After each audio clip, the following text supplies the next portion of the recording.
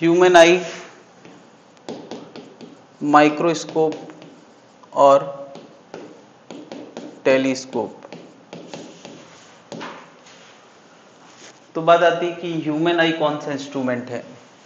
देखा जाए तो सबसे कॉम्प्लेक्स इंस्ट्रूमेंट ह्यूमन आई है, जो ऑब्वियसली इंसान ने नहीं बनाया है, नेचर ने डेवलप किया है ना।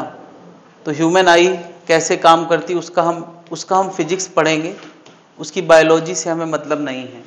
बहुत मोटा मोटा डिस्कशन जिसके लिए हम कुछ मैथ्स लगा पाए, वो डिस्कशन हमें ह्यूमन आई का करना है। देन हम लोगों को छोटी चीज़ें देखने के लिए माइक्रोस्कोप और दूर की चीज़ें देखने के लिए टेलीस्कोप। माइक्रोस्कोप किस लिए है? टू सी स्मॉल ऑब्जेक्ट्स, और टेलीस्कोप किस लिए है? To see far objects. और ह्यूमन आई इसलिए है क्योंकि इसके बिना जीवन अधूरा है। एक आंख में लगाने वाला कुछ लोशन वोशन बेचा करता था, तो बोला करता था आंख है तो जहान है, वरना दुनिया वीरान है। आंख वाले दुनिया का तमाशा देखेंगे, नहीं आंख तो क्या खाक तमाशा देखेंगे, महादेवांजन। तो आंख के बिना लाइफ में कुछ नहीं है। तो सबसे पहले हम लोग किसके बारे में पढ़ने वाले हैं? ह्यूमन आई के बारे में। तो यार ह्यूमन आई में क्या होता है? हाँ बिल्कुल, ये थोड़ा सा मतलब डिफॉर्म्ड स्ट्रक्चर मैंने बनाया है। एक तो सॉफ्ट आई लेंस होता है, उसके बाहर वाले हिस्से को क्या बोलते हैं? कॉर्निया बोलते हैं। इसके अंदर एक लिक्विड भरा रहता है, उसको क्या बोलते हैं? Vitreous humour. जो सॉफ्ट आई लेंस है, ये कुछ मसल्स के जरिए सस्पेंडेड रहता है, इनको हम लोग बोलते हैं सीलियरी मसल्स। इनके जरिए इसको हैंग किया होता है, ठीक है। इसके अलावा इस रीजन को हम बोलते हैं रेटिना। रेटिना का काम बेसिकली इस आगे वाले पोर्शन से इमेज का फॉर्मेशन करना होता है। यानी हम जब भी कोई चीज देखते हैं तो हम उस चीज को अपनी आंख के आगे वाले पोर्शन की प्रिंसिपल एक्सिस पे लाते हैं। ये आगे वाले पोर्शन को एक लेंस की तरह हम ट्रीट कर सकते हैं।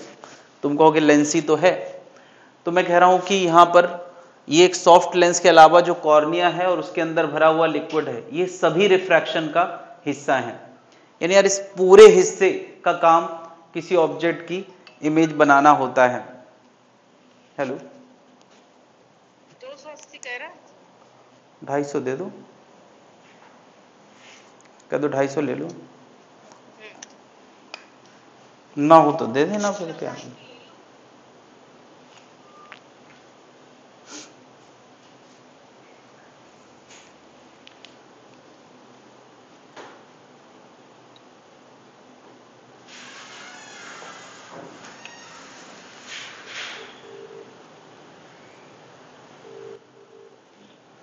चला के देख लिया है उसको, खिसका के पानी भर दो, भी मोटर मत चलाना है ना, खिसका के पानी लगा दो उसमें, ठीक है। वो जब गीली हो जाएगी तभी चलाना ठीक रहेगा।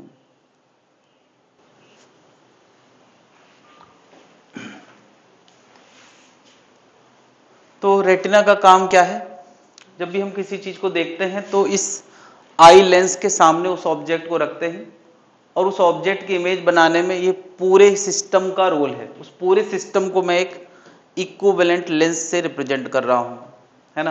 यानी यार एक लेंस, ये जो लेंस जैसा दिख रहा है, और एक उसके आगे का पोर्शन, वो सब एक लेंस की तरह बिहेव करता है। यानी एक तरह से कॉम्बिनेशन ऑफ लेंस है जो लेंस की तरह बिहेव करता है।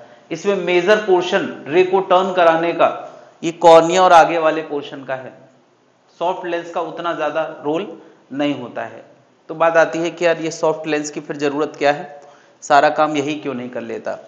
तो मान लिया यार हमने आंख के सामने कोई ऑब्जेक्ट रखा है, मान लिया इस समय आंख किसी ऑब्जेक्ट को देख रही है, तो क्या हमेशा यार हम लोग जिसको देखते हैं, जिस चीज को देखते हैं उसको अपनी आंख के सामने लाते हैं, यानी आंख की प्रिंसिपल एक्सिस पे लाते हैं, तो हमें वो चीज दिखाई देती है सबसे ज्यादा क्लियर। यानी अब अगर मैं तुम्हें देख रहा हूं तो मुझे क्या अगल बगल नहीं दिखाई दे रहा है? यार अगल बगल दिखाई दे रहा है मगर उतना क्लियर नहीं दिखाई दे रहा है। एट अ टाइम हम एक ही चीज को क्लियर देख पाते हैं जो हमारे आंख की प्रिंसिपल एक्सिस के बहुत आसपास का माहौल होता है। यानी अगर हम एट अ टाइम मैं तुम्हें देख रहा हूं तो ऐसा नहीं कि ये दिख नहीं रहा, लेकिन इसके दिखने का असर मेरे ब्रेन पे वो बहुत कम है। इसका मतलब कि एक शार्प इमेज रेटिना पे किसी एक ऑब्जेक्ट की बनती है और अगल बगल का माहौल हल्का फुल्का रेटिना पे बनता है। तो रेटिना वो चीज है जो यहां बनी हुई इमेज को ऑप्टिकल नर्व्स के जरिए कहां पहुंचाता है? ब्रेन में पहुंचाता है। यानी यहां पर रेटिना का कनेक्शन किससे होता है? ऑप्टिकल नर्व से। और ये नर्व्स क्या करती हैं? ये नर्व्स रेटिना में बनी हुई किसी इमेज की इंफॉर्मेशन कहां पहुंचाती हैं? ब्रेन पे नहीं। तो बात आती है यार कि हम क्या हमेशा किसी सर्टेन डिस्टेंस पे रखे हुए ऑब्जेक्ट को ही देखते हैं क्या? अगर मैं एक आम आदमी की बात करूं तो वो सर्टेन डिस्टेंस पे भी चीजें रख सकता है, दूर भी रख के देख सकता है, चांद तारे भी देख सकता है। यानी यार हम सबसे करीब अपना रीडिंग बुक 35-30 सेंटीमीटर के आसपास रखते हैं और सबसे दूर आसमान के चांद सितारे भी देख लेते हैं। यानी आंख की कैपेबिलिटी 25 सेंटीमीटर से लगा के इनफाइनाइट तक देखने की होती है। यानी ह्यूमन आई 25 सेंटीमीटर से लेके इनफाइनाइट डिस्टेंस तक क्लियर देख लेता है। क्लियर का मतलब अब ये नहीं कि यार मार्स ग्रह के अंदर के एलियन भी हमें दिखाई देंगे, बट जो भी दिखाई देता है उस दूरी के हिसाब से और आंख में पड़ने वाली लाइट के हिसाब से एकदम क्लियर दिखाई देता है। तो यार आंख की कैपेबिलिटी है 25 से लेके इनफाइनाइट देखने की। तो यार सोचो यार, ऑब्जेक्ट की दूरी अगर लगातार बदलेगी तो इमेज की दूरी भी बदलना चाहिए। हमने यही पढ़ा है कि नहीं? पता है एक लेंस के लिए हमने फॉर्मूला क्या पढ़ा है? ये फॉर्मूला। तो यार क्या इस फॉर्मूले में जब u बदला करता था तो और क्या बदला करता था? v। और फोकल लेंथ फिक्स रहती थी। यार फोकल लेंथ फिक्स रहती थी या मैं कह दूं 1/f फिक्स रहता था, एक ही बात है। फोकल लेंथ फिक्स रहना का मतलब पावर फिक्स रहता था। लेकिन क्या यार इस आंख को लगातार अपना u बदलना है और इसका v हमेशा एक जैसा है। v मतलब क्या बताओ? ये लेंस है जो इमेज बनाएगा और ये वो पर्दा है जहां इमेज बनना है और उसके बीच का जो गैप होता है वो 2 सेंटीमीटर होता है। यानी आंख की बॉल के एक किनारे से दूसरे किनारे तक की दूरी लगभग 2 सेंटीमीटर होती है। तो इसका मतलब इमेज की जो v है वो v हमेशा क्या होने वाली है? 2 सेंटीमीटर। और u की तुमने इतनी बड़ी रेंज बता दी, कितनी? 25 से लेके इनफाइनाइट तक। तो इसका मतलब कुछ तो और बदलता होगा। क्या बदलता होगा? यार अगर u इज चेंजिंग तो मुझे कहना पड़ेगा क्या कि f इसका कैसा होगा? चेंजिंग होगा। अगर u चेंजिंग है तो f चेंजिंग है, बल्कि f चेंजिंग है तो तुम कह सकते हो यार पावर भी चेंजिंग होगा, इसका पावर भी चेंजिंग होगा। मुझे बताओ एक ऑब्जेक्ट जब इनफाइनाइट पे होता है तो नेचुरल तरीके से एक कॉन्वेक्स लेंस, क्या बता रहे, एक लेंस इनफाइनाइट से आने वाली रेस की इमेज कहां बनाता है? फोकल लेंथ पे नहीं। लेकिन क्या बताओ जैसे जैसे ऑब्जेक्ट पास आता है तो इमेज को कहां बनाता है? दूर बनाता है कि नहीं? ये हम लोगों ने पढ़ा है। अरे जब लेंस पढ़ा था तो आंख का लेंस भी किस बिहेवियर का होता है? ये एक कन्वर्जिंग लेंस वाले बिहेवियर का होता है। इसको सिमिलर टू हम कॉन्वेक्स लेंस कह सकते हैं।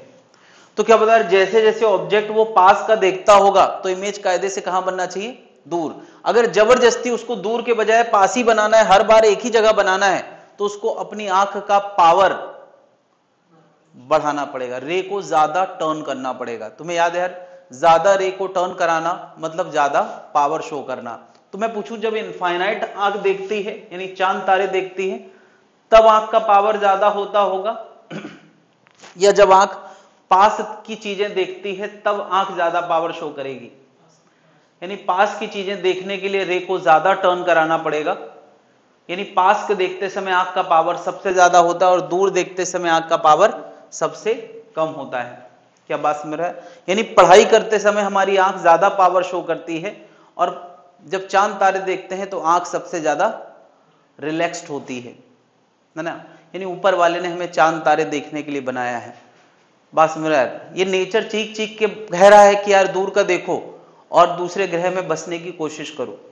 तुम कहां पड़े हो यार इन सब छोटे मोटे चक्रों में। फॉर साइटेडनेस मतलब हम लोगों को एक्चुअली इंसान को दूर का देखना चाहिए, देखना ही पड़ेगा, वरना अर्थ जब खत्म होगी तो हम कहां भागेंगे यार। तो यार नेचर हमसे क्या चाहता है, मैं एक बार पहले भी बोला था यार कि अगर तुम सही माने में ये समझो कि नेचर हमसे क्या चाहता है, तो नेचर चाहता है कि हम अपने स्पीसीज और अपने इस अर्थ में जितने भी पनपने वाली लाइफ है उसको दूसरे प्लैनेट में पहुंचाएं। और जो दुनिया में इस दिशा में काम कर रहे हैं या इस दिशा में काम करने में कंट्रीब्यूट कर रहे हैं, वही दुनिया का सबसे बड़ा काम कर रहे हैं। बाकी सब तो माया मोह है। हाँ, बस वे कह सकते हैं जो लोग शांति से रहने में मदद कर रहे हैं वो भी कंट्रीब्यूटर हैं, क्योंकि अगर शांत नहीं होगा दुनिया तो इतने बड़े बड़े काम कैसे कर पाएगा। और जो लोग शांति में विघ्न डालने का काम कर रहे हैं, मेरी आवाज और अपनी आवाज कर रहे हैं, वो दुनिया के सबसे बड़े विलन है।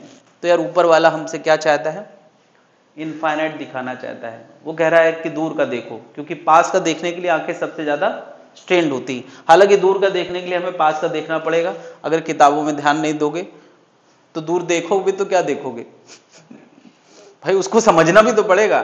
तो यार ठीक है, पढ़ाई तुम लोग करते रहो, लेकिन ultimate goal of the life हमारा क्या है, दूसरे प्लेनेट में स्पीसीज को ले जाना, ये कभी मत भूलना, ठीक है। तो यार आंख ये करती कैसे होगी, यार आंख ये कैसे करती होगी, पावर शो कैसे, पावर बढ़ाती कैसे होगी आंख, कभी सोचा यार आंख पावर कैसे बढ़ा सकती है। यानी पास दूर का देखने के लिए लो पावर और पास का देखने के लिए यस, यूजिंग सीलरी मसल्स, वो इस सॉफ्ट लेंस का पावर चेंज कर सकती है। यार इस लेंस की फोकल लेंथ का मैंने एक फॉर्मूला लिखा है, ये देखो यार, किसी भी ये लेंस की फोकल लेंथ का फॉर्मूला क्या तुम्हें याद नहीं है? क्या हम लोगों ने फॉर्मूला पढ़ा था 1/f = n-1 2/r। क्या एक लेंस की पावर का फॉर्मूला होता है n-1 2/r। ये हम लोगों ने पिछली ही क्लास में पढ़ा है, दुनिया को पता है, जनता को पता है। मुझे बताओ, अगर मुझे पावर बदलना हो किसी लेंस का तो मेरे पास बदलने को क्या क्या है, या तो मैं n बदल सकता हूं या तो मैं r बदल सकता हूं। अबे यार फोकस बदलने के लिए ही तो बात चल रही है, फोकस बदलना इज सेम एज पावर बदलना। तो बता यार, अगर मेरे पास पावर बदलना है तो मेरे पास या तो n है या तो r है, नहीं तो यार क्या मैं n बदल सकता हूं? रिफ्रैक्टिव इंडेक्स जो हमारी आंख में भरा पड़ा है उसको मैं बदल नहीं सकता हूं, तो फिर क्या बदल सकते हैं? Radius of curvature. Radius of curvature बदलने के लिए बेसिकली हम क्या कर सकते हैं, r को डिक्रीज करेंगे, है ना, r को डिक्रीज करेंगे तो पावर इंक्रीज करेगा। मुझे बता, इस लेंस का रेडियस या इस लेंस का रेडियस किसका कम है? नीचे वाले का। यानी यार ये सॉफ्ट लेंस है ना, ये सॉफ्ट लेंस अपने कॉन्वेक्सिटी को बदल सकता है। ये थोड़ा मैंने बढ़ा चढ़ा के दिखाया है, अपनी कॉन्वेक्सिटी को बदल सकता है। कॉन्वेक्सिटी का मतलब कि अभी ये कॉन्वेक्स है, अब ये ज्यादा कॉन्वेक्स है। इसका मतलब ज्यादा कॉन्वेक्स का मतलब कि इसका गोला अब छोटा है, पहले इसका गोला क्या था, बड़ा था।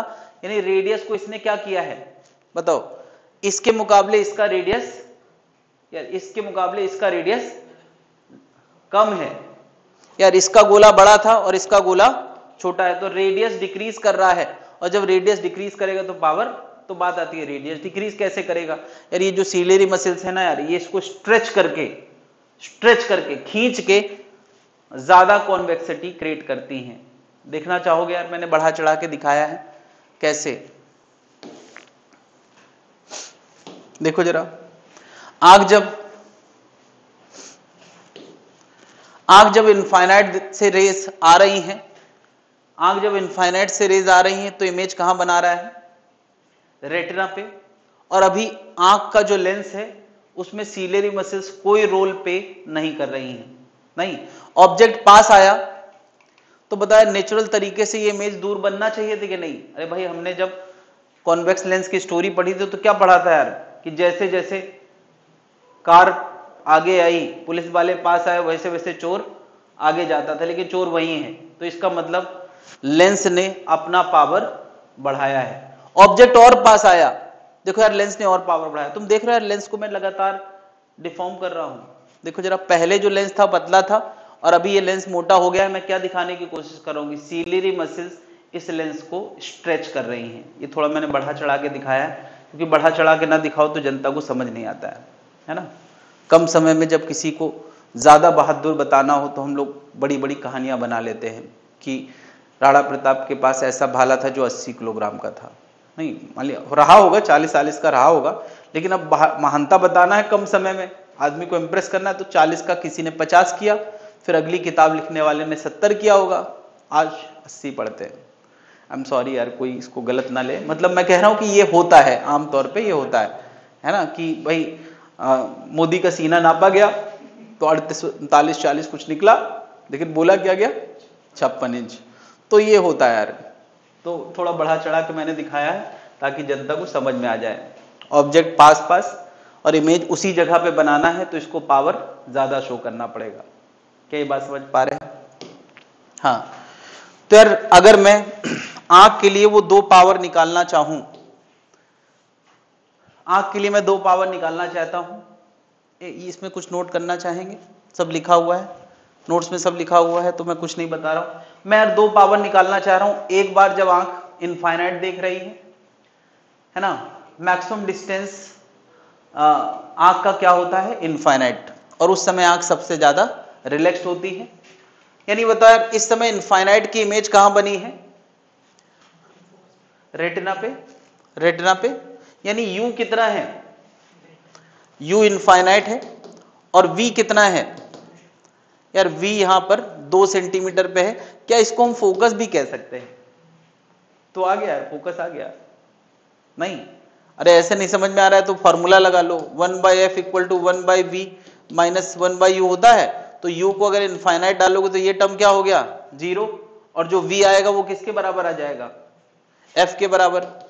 नहीं, बल्कि f किसके बराबर आ जाएगा, v के बराबर। तो v कितना है, 2 सेंटीमीटर। तो यार v 2 सेंटीमीटर रखोगे तो f भी कितना आ जाएगा, 2 सेंटीमीटर। यार फोकल लेंथ, इनफाइनाइट से आने वाली रेस की जहां इमेज बनती है उसी को फोकल लेंथ। तो बताओ यार पावर कितना हो गया, 100/f ना यार। तो 100/2 रखोगे तो कितना आएगा, +50 डायोप्टर। यानी आंख जब इनफाइनाइट देखती है तब 50 डायोप्टर का पावर शो करती है। तो बता यार, आंख जब 25 सेंटीमीटर देखती होगी तब कितना पावर शो करती होगी, जनता निकाल के बताएगी। बता यार, आंख जब 25 सेंटीमीटर देखती है, 25 सेंटीमीटर को हम बोलते हैं मिनिमम डिस्टेंस जो आंख क्लियरली देख पाती है, इसको हम least distance of clear vision भी बोलते हैं। और उस पॉइंट को जहां तक आंख क्लियर देख लेती है, नियरेस्ट, वो नियरेस्ट पॉइंट जहां तक क्लियर देख लेती है, जिसके पास आने पे नहीं देख पाती है क्लियर, है ना, उस नियरेस्ट पॉइंट का नियर पॉइंट नाम देते हैं। नहीं, तो आंख का फार पॉइंट इनफाइनाइट पे होता है और नियर पॉइंट 25 सेंटीमीटर पे। तो बता, जिस समय आंख 25 सेंटीमीटर देखती होगी तो उस समय ऑब्जेक्ट 25 पे रहता होगा, और इमेज कहां बनती होगी यार, इमेज, अरे यू कितना 25 माइनस का ना यार, और वी कितना +2। यार वही रे ऑप्टिक्स जो हमने पढ़ी है, क्या उससे हम फोकल लेंथ निकाल सकते हैं, और फोकल लेंथ आ जाएगा तो पावर आ जाएगा। तो क्या जनता निकालेगी या मुझे निकाल के देना चाहिए यार, v की जगह 2 सेंटीमीटर, u की जगह -25।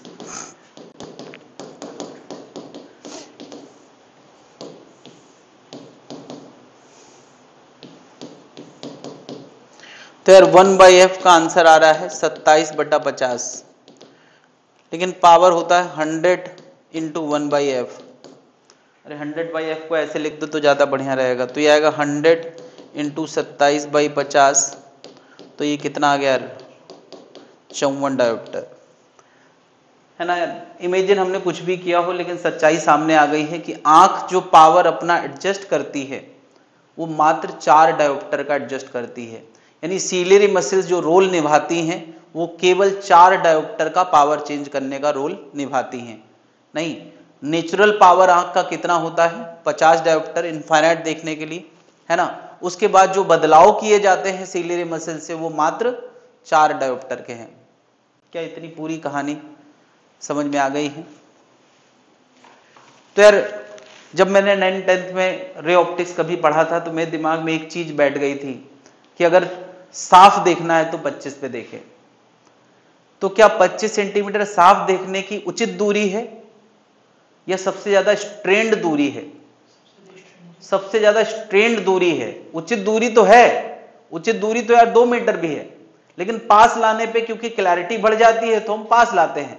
लेकिन यार इतना पास लाना आंख के लिए थोड़ा सा ज्यादा सिलेरी मसल्स यूज है, ज्यादा पावर शो करना पड़ता है, तो 25 सेंटीमीटर उचित दूरी नहीं है। हम आमतौर पे जब पढ़ाई करें तो 35 सेंटीमीटर की दूरी रखें, लेकिन वो कॉन्सेप्ट बिगड़ गया था तो मैं अक्सर 25 सेंटीमीटर पे ही पढ़ा करता था। और आज देखो मेरे चश्मा लगा है।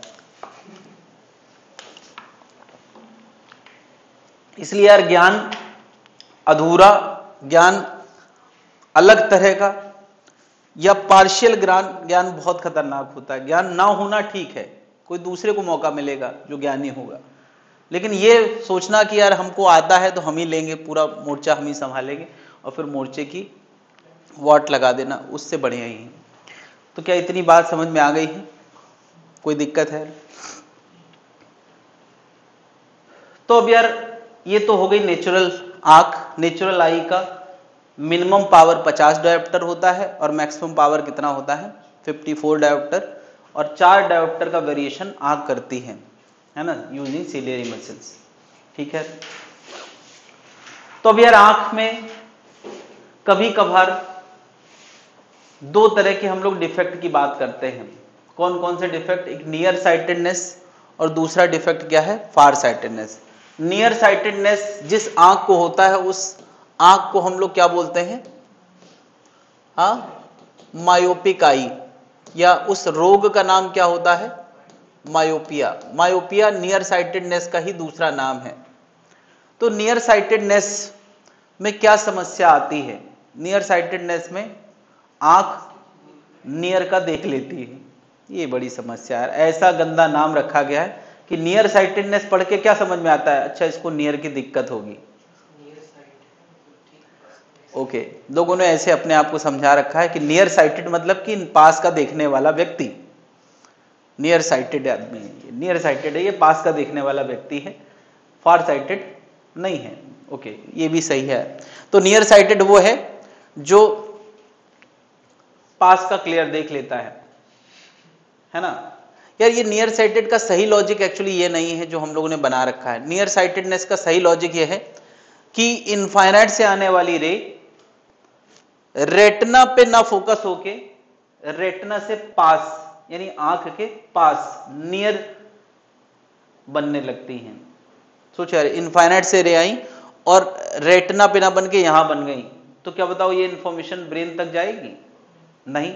तो क्या इसको इनफाइनाइट क्लियर दिखेगा? नहीं। यानी इस सब किस लिए हुआ है? क्योंकि इस आंख के लिए जो इमेज है वो पास बन गई है। वो भी एक मतलब सही है, नियर साइटेड मतलब कि पास का साफ देख लेता है, लेकिन ये दूर का साफ नहीं देख पाएगा।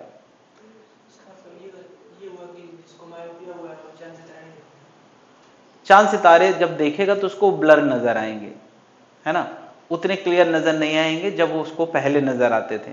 जिसको मायोपिया हुआ है वो चांद सितारे का ब्लाइंड थोड़ी हो जाता है। जैसे मैं चश्मा उतार लूं, मान लिया मेरा फार पॉइंट 3 मीटर है, तो क्या 3 मीटर के बियॉन्ड मुझे साफ दिखाई नहीं देता है? मतलब ब्लाइंड स्पॉट 3 मीटर तक दिख रहा है, 3 मीटर के बाद एकदम ब्लैक, ऐसा कुछ नहीं है।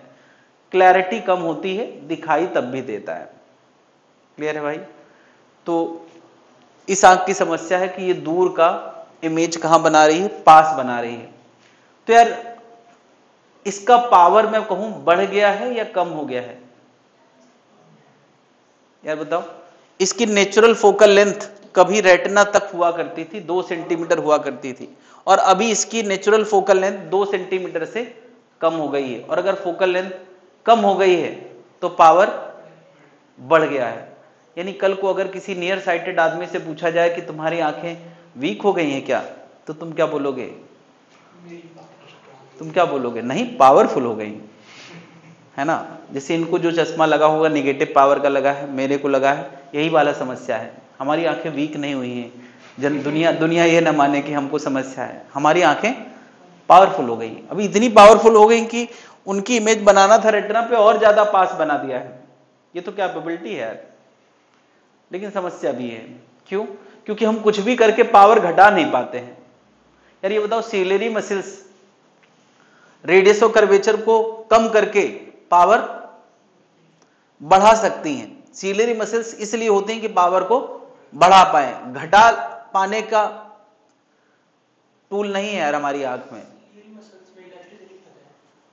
हाँ कुछ होता होगा, बिल्कुल, तभी कर पाती हैं, वो सॉफ्ट लेंस को डिफॉर्म कर देती हैं।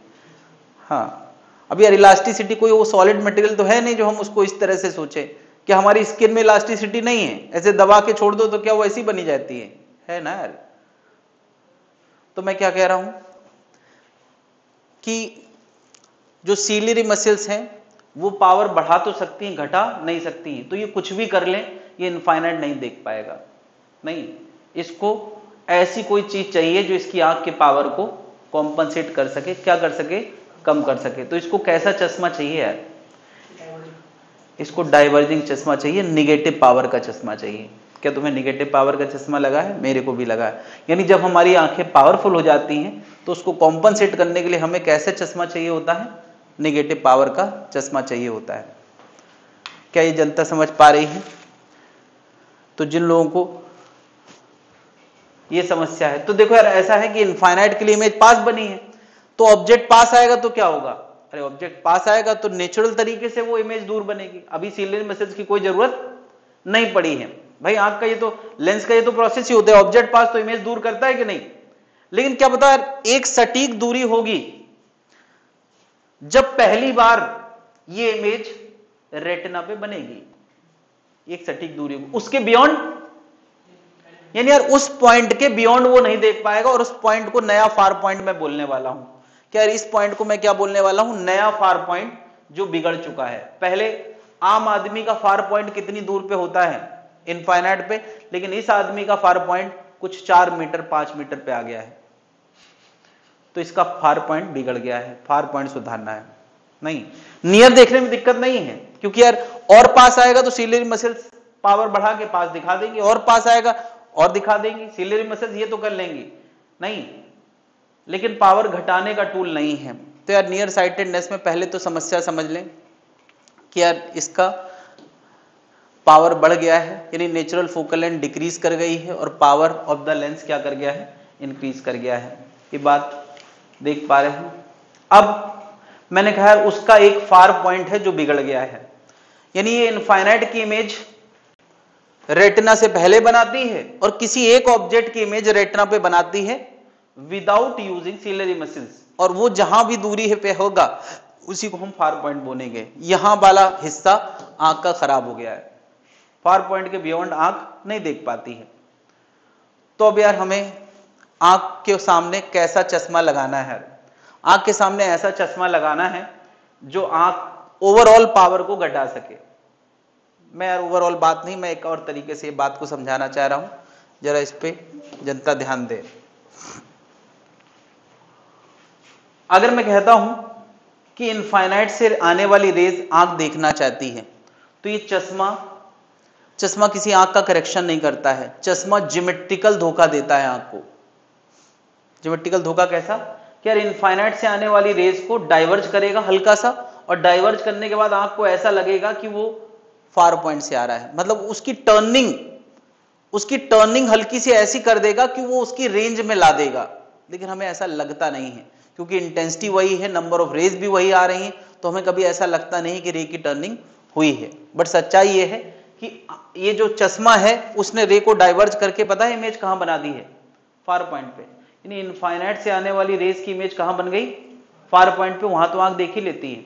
अगर इनफाइनाइट की फार पॉइंट पे बनी तो और पास वाले की, और पास वाले की, अरे वो किसी भी लेंस का, कॉनकेव लेंस का फीचर पता है ना, जैसे जैसे ऑब्जेक्ट पास वैसे वैसे इमेज पास। नहीं,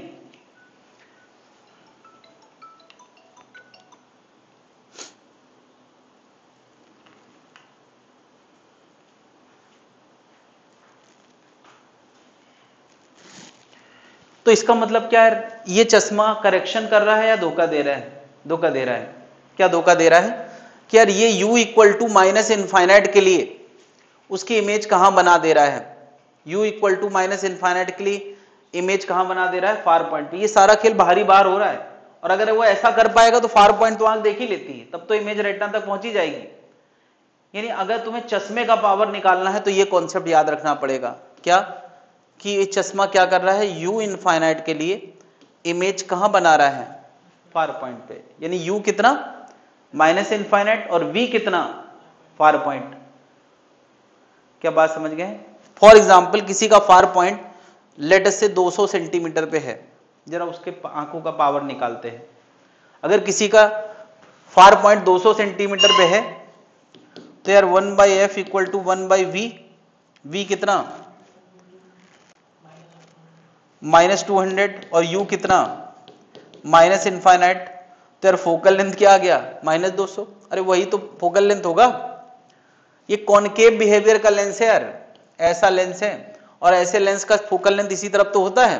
तो इनफाइनाइट के लिए जहां इमेज बनी वही क्या है, फोकल लेंथ है। तो यार फोकल लेंथ आ गया -200, तो पावर कितना आएगा, हाँ पावर आएगा -0.5 डायोप्टर। यानी जो लोग कहते हैं कि मेरे को केवल 0.5 का चश्मा लगा है मात्र, उनको पता है इनफाइनाइट के मुकाबले अब 200 सेंटीमीटर तक, पहले इनफाइनाइट तक क्लियर दिखाई देता है विदाउट ब्लरिंग, और अब उनको 200 सेंटीमीटर के बियॉन्ड साफ नहीं दिखाई देता विदाउट ब्लरिंग। ब्लरिंग आ गई है बट दिखाई देता है, थोड़ा सा अंतर है इन बातों पे। तो यार 200 सेंटीमीटर कहाँ इनफाइनाइट, समस्या तो है यार। 0.25 वालों को 400 सेंटीमीटर होता है, तो यार 0.25 भी आ गया है तो कोई बहुत, हाँ तो तुम्हारा 1 मीटर के आसपास आ चुका है, तो बिगड़ गया यार फार पॉइंट। क्या अभी समझ गया यार, फार पॉइंट समस्या क्या है, समाधान क्या है। तो यार इसको कैसा लेंस चाहिए है, डाइवर्जिंग चाहिए है।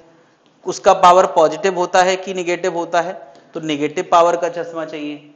आंखों का पावर बढ़ गया है या घट गया है, तो आंखों का पावर बढ़ गया है। अब इसकी केवल महादेवा अंजन ही मदद कर सकता है। अरे वही जो आंखों की दवा बेचता था।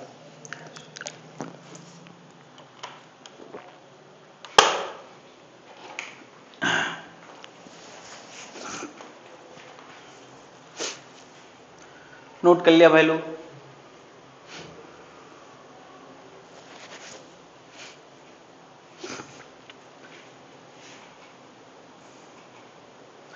फार साइटेडनेस क्या समस्या है? फार साइटेडनेस मतलब वो फार का देख लेता है। ये उसकी खूबी नहीं है यार कि वो फार का देख लेता है, फार वो देखता है तो मुश्किल में देखता है। इसकी समस्या अगर हम समझें कि यार ये लेंस की जो नेचुरल पावर है ना, आमतौर पे 40-45 के बाद सबके अंदर ये समस्या आती है कि आंख का पावर कम हो जाता है। पावर कम होना मतलब फोकल लेंथ बढ़ जाना। फोकल लेंथ बढ़ना मतलब इनफाइनाइट से आने वाली रेस को वो रेटिना पे ना इकट्ठा करके रेटिना से दूर इकट्ठा करता है, और रेटिना से दूर इकट्ठा कर रहा है मतलब फोकल लेंथ, इसका मतलब उसका फोकल लेंथ। यार सीलरी मसल्स बताओ, इनफाइनाइट देखने के लिए हम सीलरी मसल्स यूज करते हैं क्या? नहीं ना। तो मैंने क्या कहा, इनफाइनाइट से आने वाली रेस को इसने रेटिना पे बनाना चाहिए था, बट रेटिना में ना बना के थोड़ा दूर बनाया है, तो इसका फोकल लेंथ बढ़ गया है। और फोकल लेंथ बढ़ गया है या पावर कम हो गया है? पावर। तो क्या ये इनफाइनाइट देख पाएगा? मेरा क्वेश्चन है, क्या ये इनफाइनाइट देख पाएगा? अरे क्यों नहीं देख पाएगा? क्या इसके अंदर ऑलरेडी एक फीचर है जो पावर को बढ़ा सकता है? भूल गए क्या? क्या ये सीलरी मसल्स को आदेश करेगा तो वो इसके पावर को थोड़ा बढ़ा देगा और इनफाइनाइट देख लेगा? और वैसे भी इनफाइनाइट देखना इसकी समस्या ही नहीं। यानी इनफाइनाइट ये देखेगा जरूर, लेकिन रिलैक्स होकर नहीं देखेगा। बात समझो यार, कि जो अपना नियर साइटेड पर्सन था उसका पावर बढ़ गया था तो वो इनफाइनाइट देख ही नहीं पा रहा था, लेकिन इसका पावर घटा है, ये इनफाइनाइट देख लेगा। क्यों? क्योंकि सीलरी मसल्स भी तो है इसके पास। क्या ये सीलरी मसल्स को यूज करके इनफाइनाइट देख लेगा? यानी नेचुरल तरीके से ये इनफाइनाइट नहीं देख पाया, लेकिन यूजिंग सीलरी मसल्स, क्या बताओ, ये इमेज को इधर से और पास ला सकता है यूजिंग सीलरी मसल्स। लेकिन सोचो यार, जिस आदमी ने इनफाइनाइट देखने के लिए सीलियरी मसल्स यूज करी हैं तो उसकी सीलियरी मसल्स भी जल्दी ही जवाब दे जाएंगी, मतलब इसका नियर पॉइंट बिगड़ जाएगा। क्या समझ पा रहा है? ये सीलियरी मसल्स को तब यूज कर रहा है जब नेचर ने कहा है कि तभी यूज नहीं करना है, अभी इनफाइनाइट देखने के लिए यूज नहीं करना है। तो यार इसकी समस्या अभी मेरे ख्याल से समझ में आ गई है कि इसको ये समस्या है कि ये इनफाइनाइट देख तो रहा है, विदाउट यूजिंग सीलियरी मसल्स ये इनफाइनाइट भी नहीं देख पाता। तुमने देखा यार, बूढ़े लोग कम से कम जब बहुत दूर का देखते तो ऐसे माथा सिकोड़ के देखते हैं, तो बेसिकली वो सीलियरी मसल्स को आदेश दे रहे हैं कि आंख का पावर बढ़ा लो, हमको दिख नहीं रहा है ये। तो यार नेचुरल फोकल लेंथ इसकी इंक्रीज कर गई है, या पावर क्या कर गया है, डिक्रीज कर गया है। और पावर डिक्रीज कर गया है तो समस्या नहीं है, क्योंकि ये पावर इंक्रीज करके इनफाइनाइट देख सकता है यूजिंग सीलियरी मसल्स। नहीं यार, these raise can be sense by the I with little strain, यानी थोड़ा स्ट्रेन के साथ ये इनफाइनाइट देख सकता है, यानी इनफाइनाइट देखना इसकी समस्या नहीं है। और ये स्ट्रेन सीलियरी मसल्स देती हैं। तो अब समस्या क्या है? समस्या ये कि जब इनफाइनाइट देखने के लिए स्ट्रेन ले रहा है तो पास देखने पे आंखें जवाब दे जाएंगी।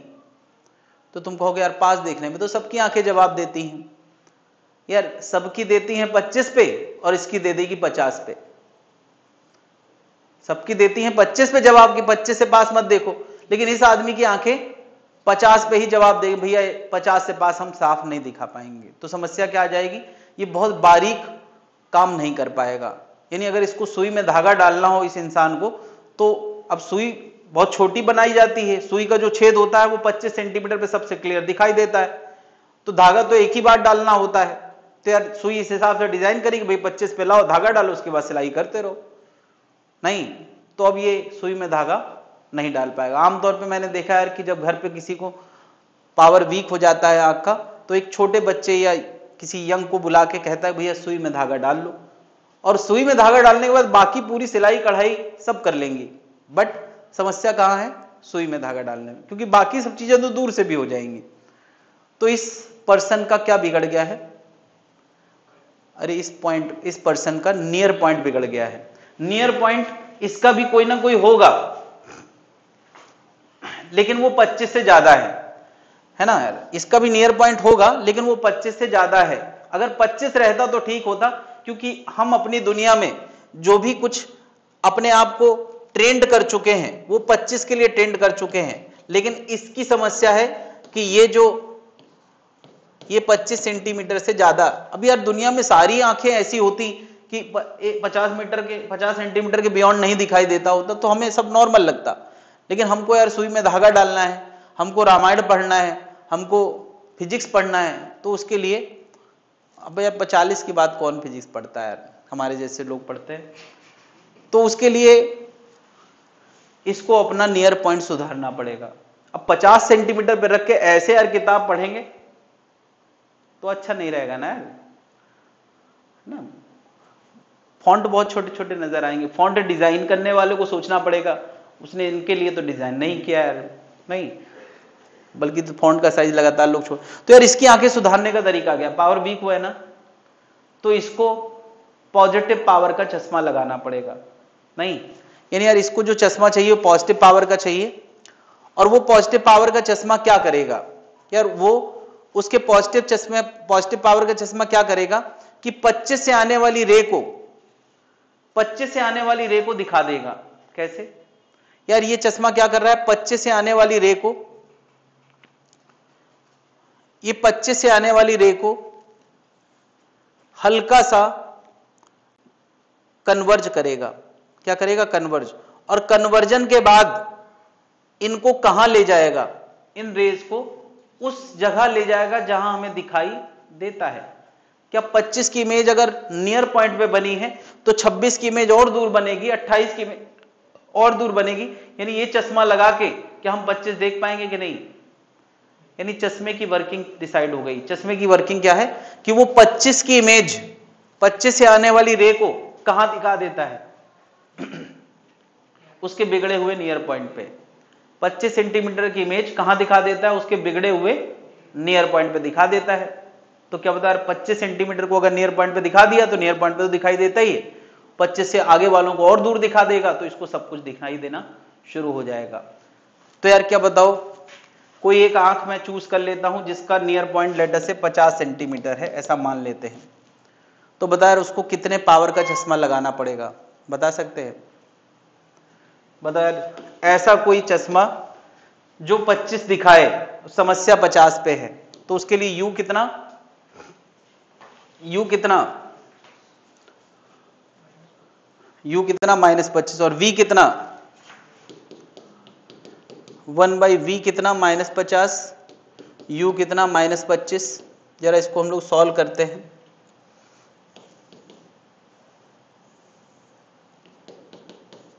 तो यार इसका पावर देखो कितना आ गया, इसका पावर आएगा 100/f और f पता है 50 आ गया है, +2 डायोप्टर। यानी जिनका पॉजिटिव चश्मा लगता है, जो ज्यादातर ओल्ड एज लोगों का पॉजिटिव चश्मा लगता है और कुछ लोगों को तो दोनों लगते हैं। पहले जमाने में आधा कट इधर बनाते थे, आधा नीचे अलग ऊपर अलग। अब ऐसे भी टेक्नोलॉजी आ गई है कि एक ही चश्मे में दोनों चीजें फिट करने लगे हैं, है ना। ऐसे लोग देखे होंगे यार जो चश्मे को हमेशा ऐसे नाक में रखा करते थे, क्यों? उनका पास वाला चश्मा होता था, दूर वाला खरीदते नहीं थे है ना। ऐसे भी लोग देखे होंगे जिनके चश्मे में कट लगा रहता था। कट का मतलब नीचे वाला पढ़ने के लिए है और ऊपर वाला दूर देखने के लिए है। तो दोनों तरह के या कुछ लोगों को दोनों तरह की समस्या होती है, तो दोनों तरह के चश्मे पहनते हैं। क्या चश्मे की साइंस समझ में आ गई है? आंख का बेसिक कॉन्सेप्ट समझ में आ गया है? कुछ ज्यादा टाइम ले लिया है आंख समझने में।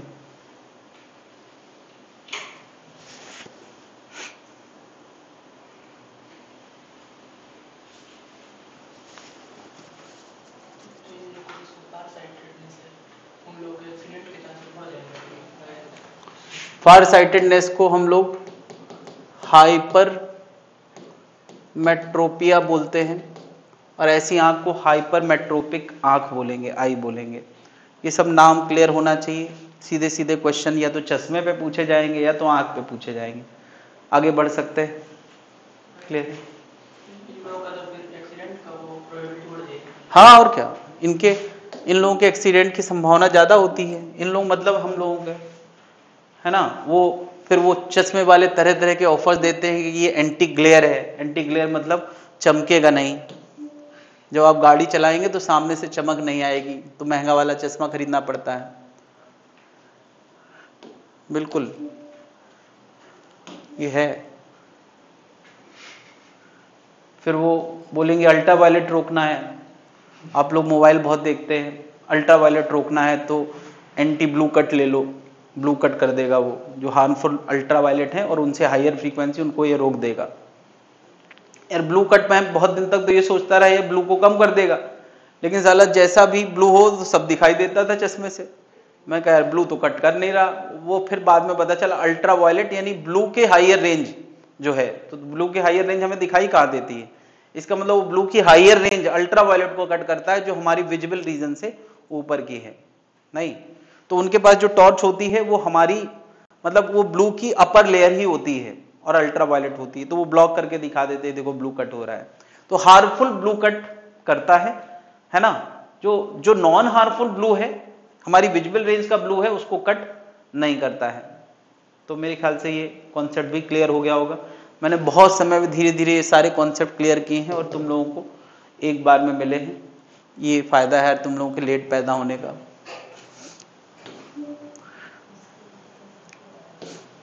इसके लिए तुम लोगों ने काफी पेशेंस दिखाया, फिर पैदा होने के बाद तुम लोग मेरे पास आए, ठीक रहा उससे।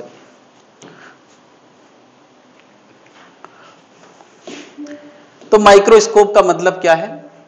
कि जिसका स्कोप बहुत कम है। नहीं, माइक्रोस्कोप का मतलब है कि जो बहुत छोटी चीजों को देखने में मदद करे। तो छोटी चीजों को देखने में मदद के लिए जरूरत क्या है हमको? हम सीधे क्यों नहीं देख लेते? अरे भाई जो विजिबल है उनको देखोगे। अब जो यार एकदम माइक्रो लेवल की चीजें हैं, मान लिया वायरस की एनालिसिस करना है, कोरोना वायरस, तो क्या तुम ऐसे कोरोना वायरस हाथ में रख के देख लोगे? कोई कीड़ा थोड़ी है यार। तो तुम कहोगे सर कि तो उसको पास ला के क्यों नहीं देख लेते हैं? अरे तो पास कितनी पास ला सकते हो? मान लिया कोरोना वायरस बहुत छोटा है, उसको पकड़ लाए हम, तो उसको कितनी पास लाओगे यार? 25 सेंटीमीटर। क्या इससे पास लाओगे तो क्लैरिटी खत्म हो जाएगी? अरे क्या तुम उसको आंख में थोड़ी रख लोगे यार, तो बड़ा दिखाई देने लगेगा। ये भी तो ऊपर वाले ने कहा है कि भैया दूर रखो, 25 सेंटीमीटर से पास ना लाओ। पता चले तुम, अगर ऊपर वाले ने ये फीचर दिया होता तो माइक्रोस्कोप की जरूरत नहीं पड़ती, लोग आंख में रख रख के चेक कर लेते कि कोरोना वायरस है, कौन सा वायरस है। तो यार कोई ऑब्जेक्ट है, ये ऑब्जेक्ट आंख पे जो एंगल सबटेंड करता है, उस एंगल से आपको अंदाजा लगता है कि ऑब्जेक्ट कितने साइज का है। और अभी फिलहाल मैं माइक्रो चीजों की बात कर रहा हूं, तो ये जो ऑब्जेक्ट है ये कोरोना वायरस है। तुम कहोगे तो काफी बड़ा लग रहा है, मैंने जूम करके दिखाया है इसलिए बड़ा दिख रहा है, एक्चुअली ये बहुत छोटा ऑब्जेक्ट है। अगर ऑब्जेक्ट छोटा है तो एंगल भी बहुत छोटा होगा, कुछ होगा 1 मिनट, आधा मिनट।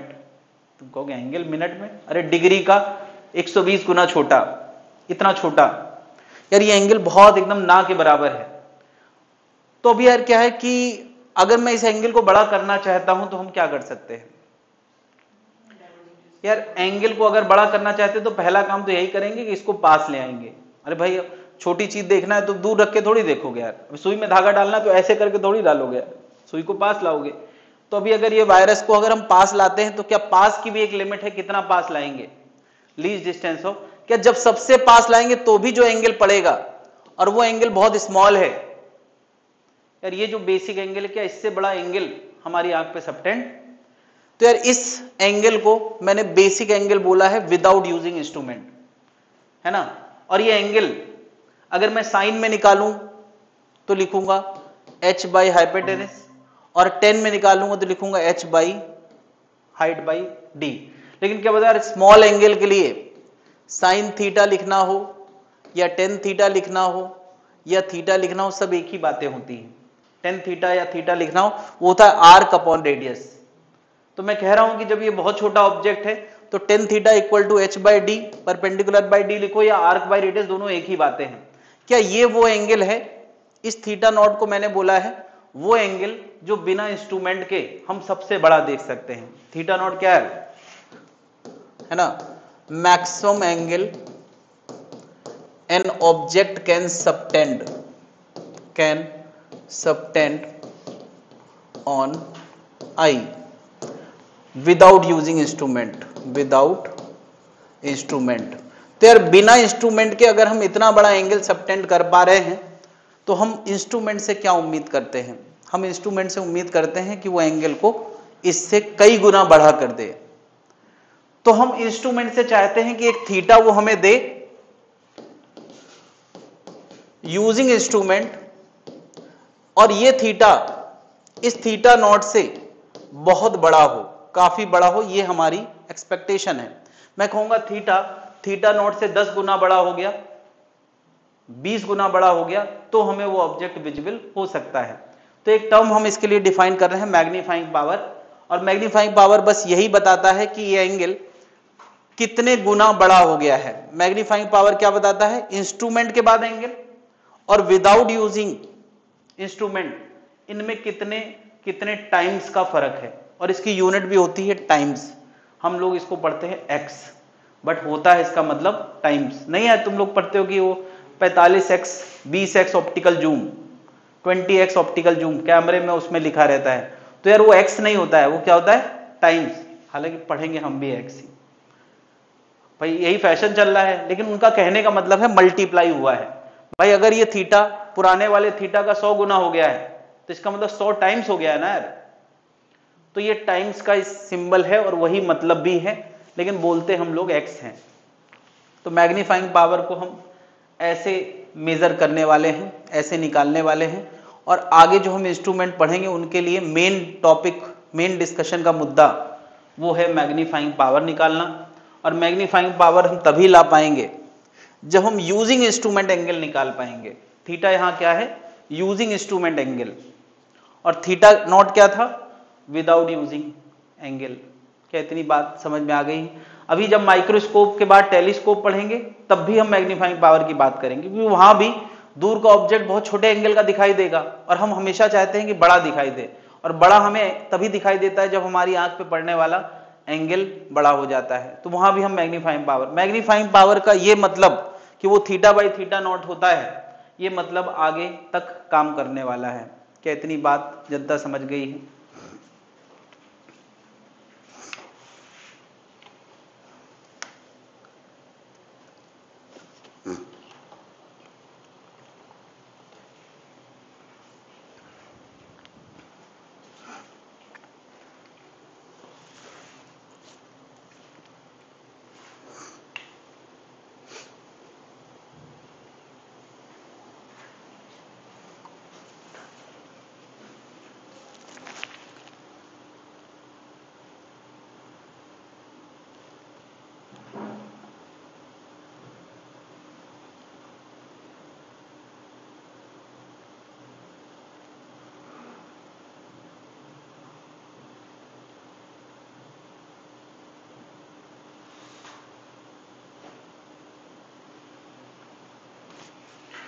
तो यार सबसे पहले हम लोग एक सिंपल माइक्रोस्कोप पढ़ने वाले हैं। जैसा इसका नाम है सिंपल माइक्रोस्कोप, उतना ही एक्चुअली ये सिंपल है ना। मतलब इतना सिंपल है कि इसमें कुछ है ही नहीं, बस एक लेंस यूज करना है ना। तो ये हमारा सिंपल माइक्रोस्कोप है ये। तो इसमें तो कुछ है ही नहीं यार, एक लेंस ले लो। तुमने नहीं देखा यार वो डेंटिस्ट वाला ऐड आता है और वो जो डेटॉल वाला ऐड आता है कि 99.9% कीटाणु और 1% कीटाणु उसी लेंस से नजर आते हैं। वो हमारा क्या है, सिंपल माइक्रोस्कोप। तो एक लेंस होता है सिंपल, उसी को हम सिंपल माइक्रोस्कोप बोलते हैं। इसके सामने हमने एक छोटा सा ऑब्जेक्ट रखा है, ये वही छोटा सा ऑब्जेक्ट है, और इससे निकलने वाली रेज क्या बताओ, वर्चुअल इमेज बनाएंगी। मैं बता दूं यार, जब भी हम किसी लेंस से सट के कोई इमेज उस तरफ देखते हैं तो वो कभी भी रियल नहीं होती। यानी हम जितने भी टेलीस्कोप माइक्रोस्कोप पढ़ते हैं उनमें हमेशा आखिरकार जो इमेज देखते हैं अपनी आंख से, वो कौन सी देखते हैं, वर्चुअल इमेज देखते हैं। चाहे वो टेलीस्कोप हो चाहे माइक्रोस्कोप हो, जब भी हम ऐसे आंख सटा के देखते हैं तो उस तरफ देखते हैं, और उस तरफ हमेशा कौन सी इमेज बनती है, वर्चुअल। तो यार इसके बेस से एक इमेज बनेगी, वो प्रिंसिपल एक्सिस पे बनेगी, और टॉप से एक इमेज बनेगी जो ऊपर बनेगी प्रिंसिपल एक्सिस हट के। तो मैं अभी फिलहाल टॉप से कुछ रेज दिखा रहा हूं जो टर्न कर रही है, और टर्न करने के बाद आंख को उधर कहीं इमेज दिखा रही है। कहां, इनफाइनाइट पे। कहां दिखा रही है, इनफाइनाइट पे। तो यार ये सारी रेज किसकी इमेज दिखा रही हैं, टॉप की। बॉटम की मैं ना भी दिखाऊं तो तुम्हें पता है कि यार क्या यहां जो पास वाली रेज होंगी वो आंख को क्या दिखा रही होंगी, इसका बेस दिखा रही होंगी। तो क्या यार इस ऑब्जेक्ट की एक बड़ी सी इमेज इनफाइनाइट पे बनेगी। जब भी इमेज इनफाइनाइट पे बनती है तो आंख सबसे ज्यादा रिलैक्स होके इमेज देखती है। यानी यार इस समय जो सिंपल माइक्रोस्कोप यूज किया जा रहा है, वो जिस एडजस्टमेंट के लिए यूज किया जा रहा है उस समय आंखें सबसे ज्यादा रिलैक्स हैं, इसलिए हम इस एडजस्टमेंट को बोलते हैं नॉर्मल एडजस्टमेंट। नॉर्मल एडजस्टमेंट में फाइनल इमेज कहां बनती है, नॉर्मल एडजस्टमेंट में फाइनल इमेज कहां बनती है, इनफाइनाइट पे। इसको मैंने बोला है नॉर्मल एडजस्टमेंट। और नॉर्मल एडजस्टमेंट में फाइनल इमेज कहां बनती है, इनफाइनाइट पे बनती है ना। Final image forms eight infinite, final image form eight infinite. और इनफाइनाइट देखने के लिए आई इज मोस्ट रिलैक्स्ड, आंख सबसे ज्यादा रिलैक्स्ड होगी। तो क्या इमेज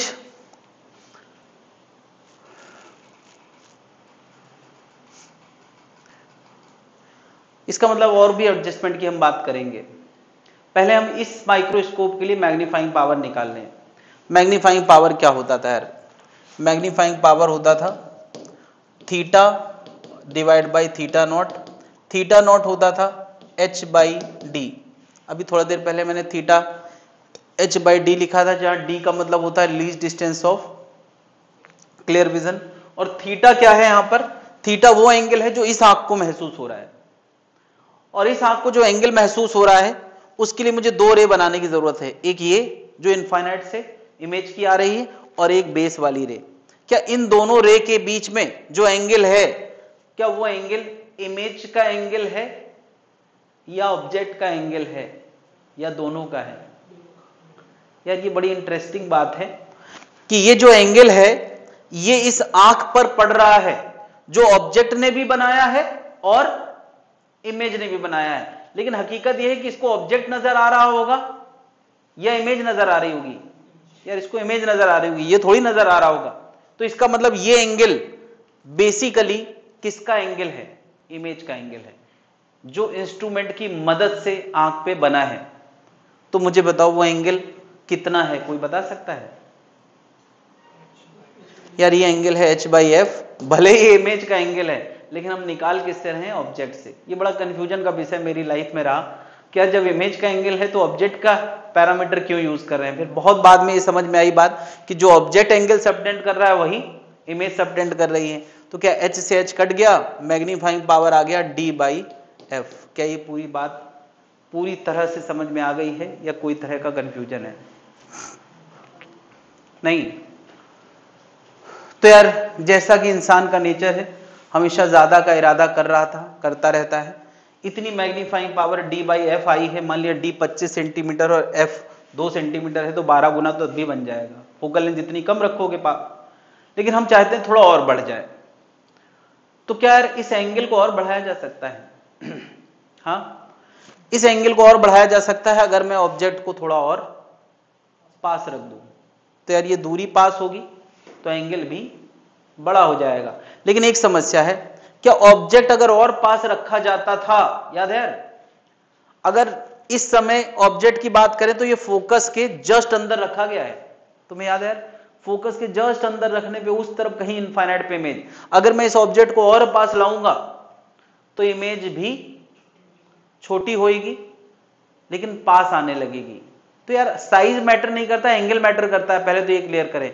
इमेज छोटी होने से दिक्कत नहीं है, एंगल छोटा होने से दिक्कत है। इमेज भले पास आ रही है मगर एंगल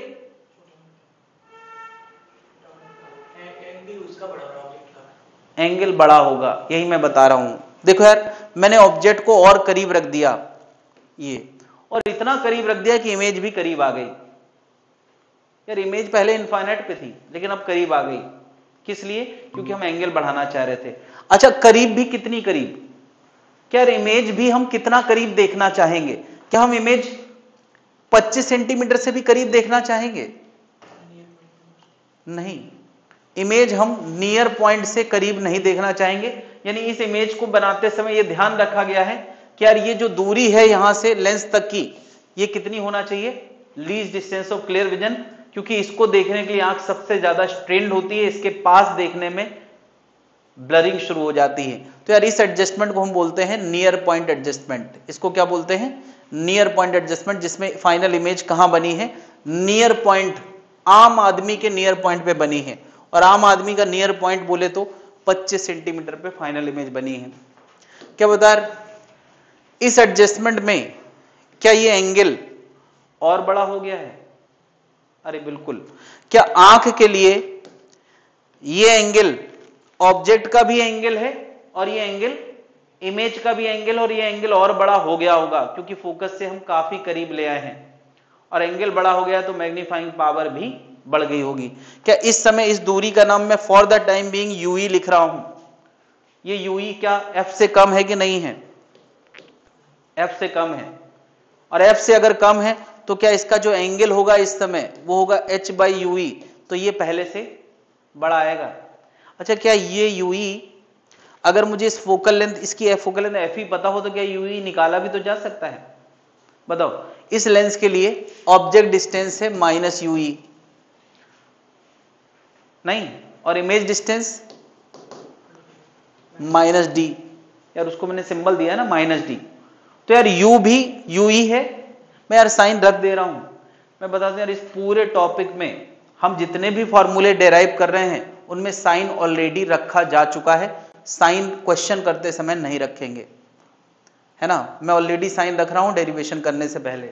मुझे बताओ, u v सब रख देते हैं, फोकल लेंथ पता होगा, v की जगह -d, u की जगह -ui, और मैं ui का आंसर निकालना चाह रहा हूं।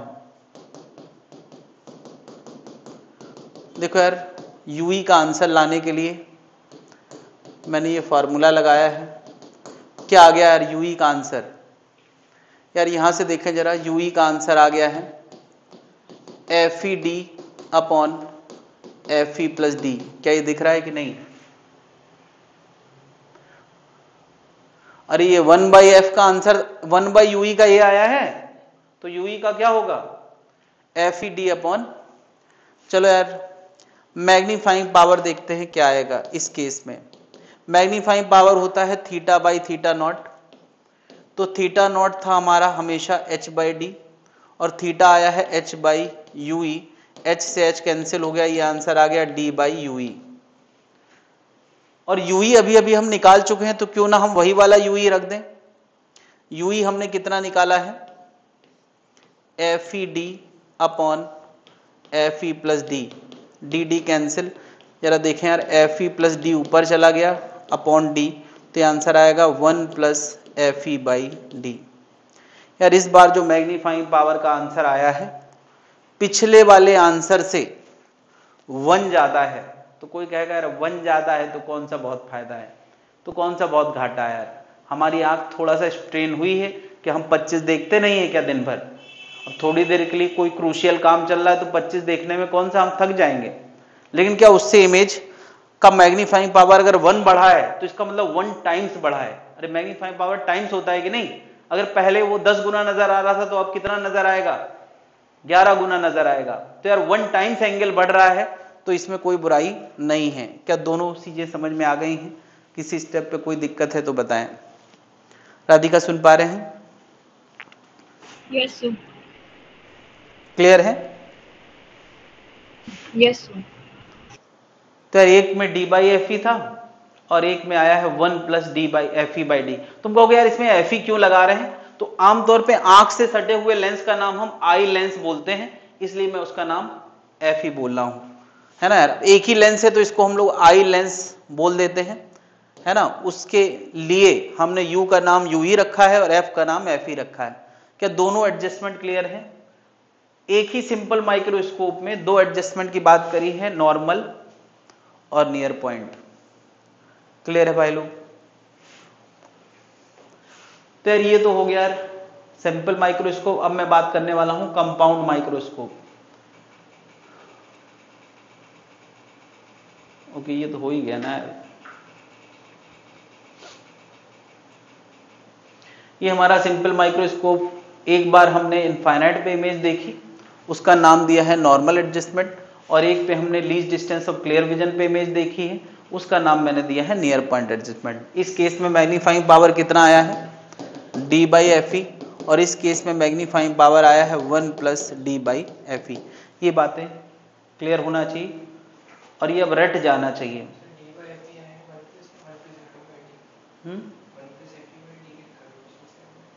तो वहां गलत लिख दिया है मैंने।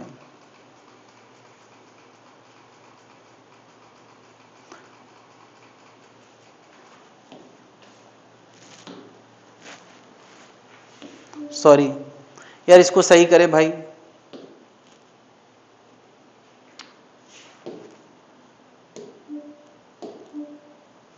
यार ये देखें जरा, d अगर डिवाइड होगा तो d बाई डी 1 बनेगा, F E plus D by, कुछ गलत किया यार, F E D by F ई आएगा। ओके यहां डी डी कट चुका था, नीचे पता है क्या बचा था, जस्ट अ मिनट सही कर लें इसको।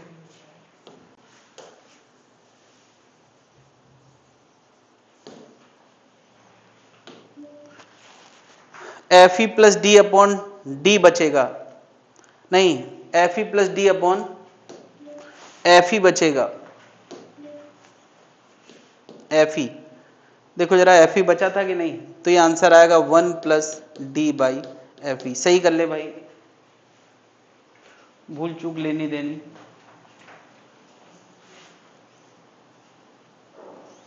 क्लियर है?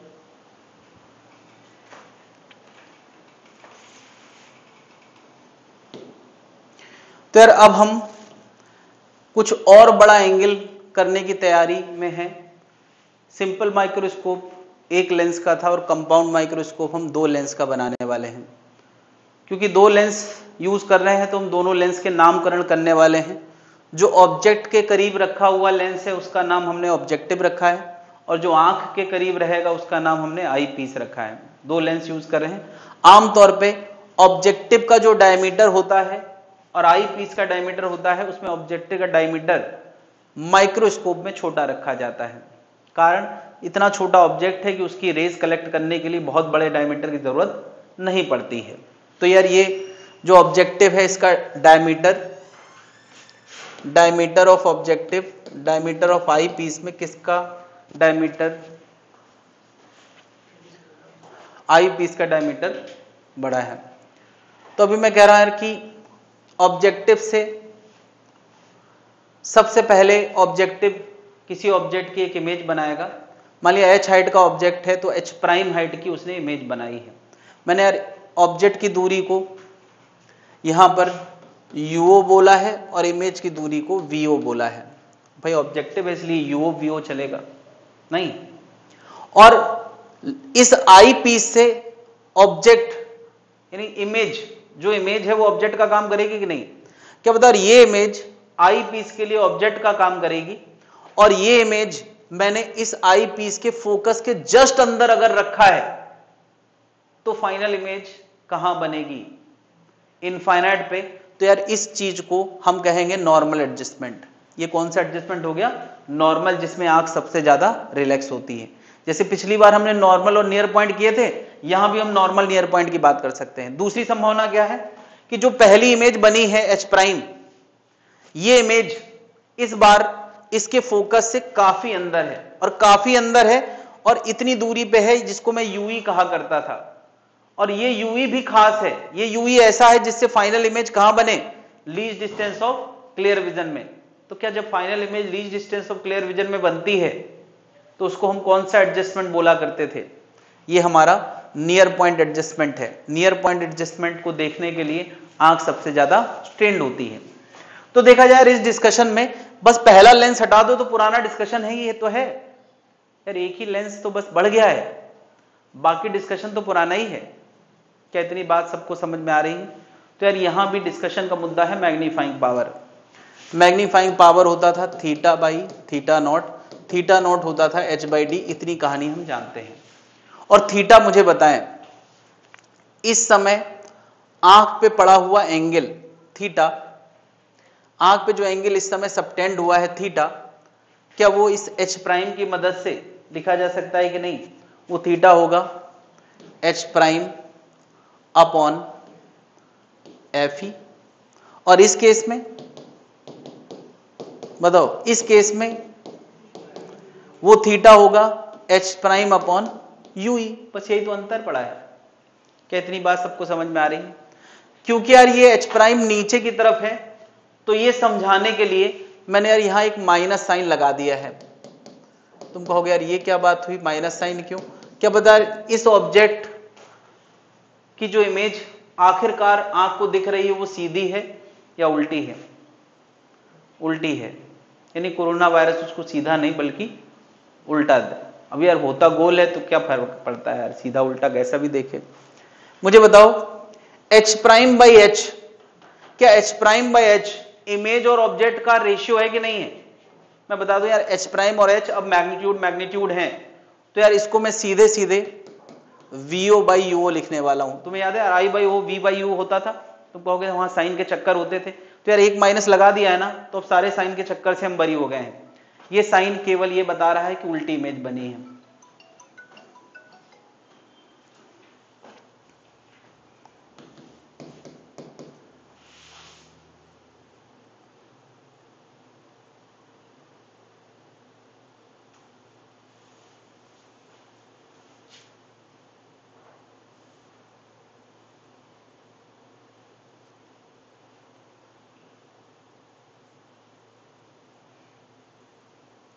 तो बताओ यार ये आंसर कितना आएगा?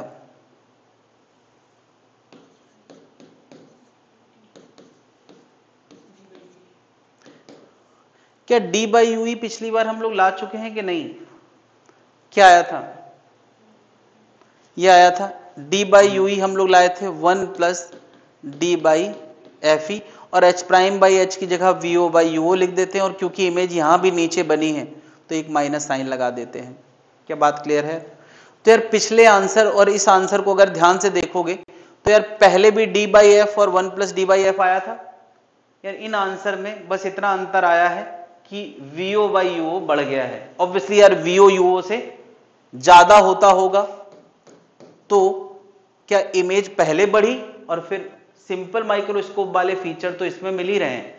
यार इतना आंसर तो पहले भी आता था, जो बढ़ गया वो फायदा है। यार ऐसे इंस्ट्रूमेंट में हम लोग एक और बात करते हैं,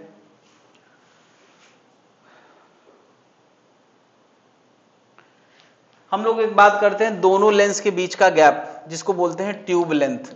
हम लोग आमतौर पे इन लेंसेज को एक ट्यूब में फंसा के रखते हैं, तो ट्यूब के लंबाई कितनी होगी? क्या तुम देख के बता सकते हो इन दोनों लेंस के बीच का गैप क्या लिख सकते हैं हम लोग? क्या बता रही, ये ट्यूब यहां से पहली इमेज बनी थी वीओ पे और दूसरी इमेज बनी है एफ ई पे, तो इसकी लेंथ कितनी हो गई? VO plus F E. और इस केस में, इस केस में ट्यूब लेंथ कितनी है? यार पहली इमेज बनी होगी VO पे और दूसरी इमेज बनी है UE पे, और UE का आंसर हम लोग थोड़ी देर पहले निकाल चुके हैं, याद है यार? UE का आंसर हम लोगों ने थोड़ी देर पहले निकाला था, वो आया था FED upon FE plus D। जल्दी से नोट कर लें, अगर नोटेड है तो कोई बात ही नहीं।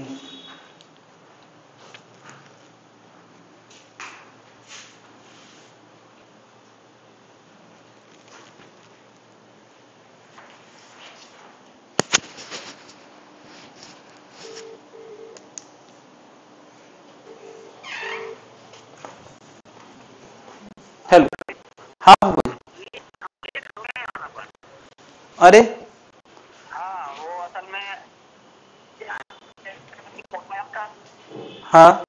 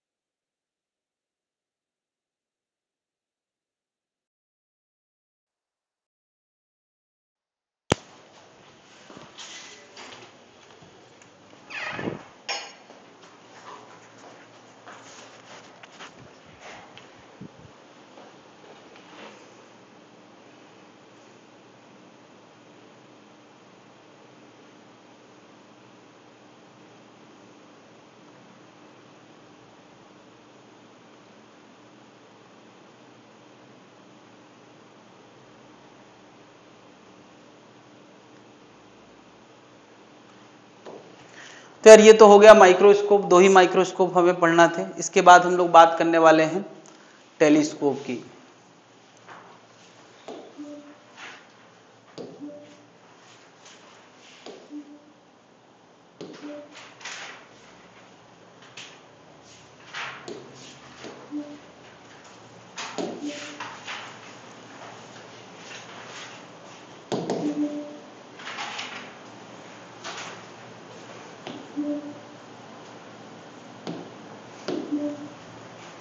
टेलीस्कोप में सबसे पहले हम लोग एस्ट्रोनॉमिकल टेलीस्कोप पढ़ने वाले हैं। एस्ट्रोनॉमिकल टेलीस्कोप हो या कोई भी टेलीस्कोप हो, टेलीस्कोप का काम मेन क्या है? दूर की चीजों को देखना, है ना। जैसे हम लोगों ने अभी कंपाउंड माइक्रोस्कोप में दो लेंस का अरेंजमेंट देखा है, इसमें भी दो लेंस का अरेंजमेंट होता है। पहले का नाम ऑब्जेक्टिव होगा और दूसरे का नाम आई पीस होगा। यानी इमेज को पहली बार कोई बनाएगा तो ऑब्जेक्टिव बनाएगा। जब भी यार हम दूर की चीजों को देखते हैं, ऑब्वियसली यार छोटी चीजों को हम नहीं देखते हैं। अगर हमें पहाड़ के अंदर कोई रेंगते हुए चींटे के बारे में देखना है तो हम जाके देखेंगे फिर, लेकिन पूरा पहाड़ देखना है तो हम दूर से देख सकते हैं, है ना यार। मंगल ग्रह देखना है तो हम टेलीस्कोप से देख सकते हैं, लेकिन मंगल ग्रह के ऊपर तैरता हुआ रोवर, उसको देखना है तो हम नहीं देख सकते यार, देख पाएंगे यार, यहां से कोई कैसे देख पाएगा, है ना। वो बड़े बड़े टेलीस्कोप हैं उनसे भले देख लेते हो, है ना, बल्कि यहां से नहीं देखते, वो मार्स के चारों तरफ जो सैटेलाइट भेजे जाएंगे वो देख पाएंगे। खैर, तो यार हम फिलहाल टेलीस्कोप में दूर की चीजें देखने वाले हैं। तो मैंने यार एक पहाड़ जैसा ऑब्जेक्ट बनाया है, तुम्हें दिख रहा है ये एरो। जब भी बड़ा ऑब्जेक्ट दिखाना होता है तो हम इस तरह का एरो बनाते हैं। और इस ऑब्जेक्ट के बेस से भी रेज जाती होंगी हमारे इंस्ट्रूमेंट तक, जिस इंस्ट्रूमेंट से हम देखने वाले हैं, बेस से भी रेज जाती होंगी और टॉप से भी जाती होंगी।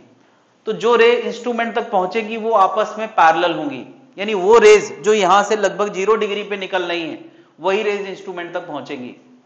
टॉप वाली भी आपस में पैरेलल है और बॉटम वाली भी आपस में पैरेलल है। तो यार बॉटम वाली रेज बॉटम बनाएंगी, टॉप वाली रेज टॉप बनाएंगी। यानी यार ये जो पहली इमेज बनी है उसमें बॉटम बनाया है बॉटम रेज ने और टॉप बनाया है टॉप रेज ने। ये रेज आपस में लगभग कैसी थी? पैरेलल थी और जो बेस से आई होंगी वो भी आपस में पैरेलल होंगी। तो यार इस बेस से आने वाली रेस की इमेज यहां बनी है ना, और टॉप से आने वाली रेस की इमेज, तो क्या एक सीधे पहाड़ का छोटा उल्टा पहाड़ बन गया है और ये दूरी लगभग FO होगी। ये समझे यार? इस लेंस को मैंने क्या नाम दिया है? ऑब्जेक्टिव। तो इसकी फोकल लेंथ क्या होगी? FO। क्या बहुत दूर से आने वाली रेस की इमेज हमेशा कहां बनती है? फोकल लेंथ पे। तो यार इस ऑब्जेक्टिव ने पहली इमेज कहां बनाई है?